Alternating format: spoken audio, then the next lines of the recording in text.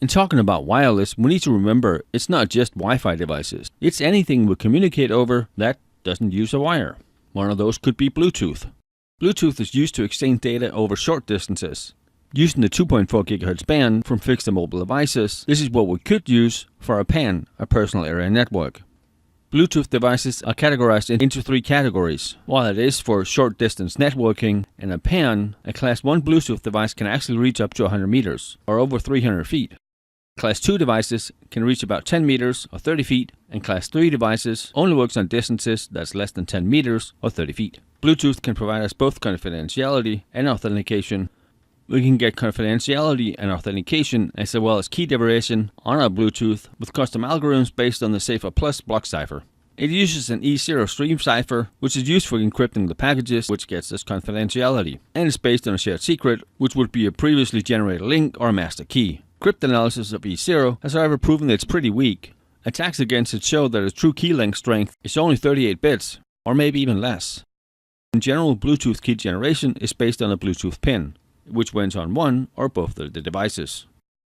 Bluetooth security is to some extent security through obscurity. It assumes that the 48-bit MAC address of the Bluetooth adapter is not something the attacker would know. But even when Bluetooth is disabled, it is possible to discover it by guessing the MAC address. Obviously, the first 24 bits is the manufacturer code. We know what that is. The last 24-bit can easily be discovered brute force. With Bluetooth, we don't really have the countermeasures we might have with passwords. We don't use salting, we don't do nonsense, we don't have clipping levels. They can just keep going with a brute force attack, and at some point, they would hit the right one. So let's look at a couple of other attacks that are common against Bluetooth. In many cases, Bluetooth is exactly security through obscurity because there's not really a lot of things you can do even if you do hack a Bluetooth device. Or at least not something to many attackers that would be interesting or profitable. Bluejacking is someone sending messages over Bluetooth unsolicited, which is most often harmless and really just annoying. Blue snarfing, however, is someone gaining access to our Bluetooth-enabled devices. That could be our phones, our desktops, or our laptops. That is all of a sudden a problem.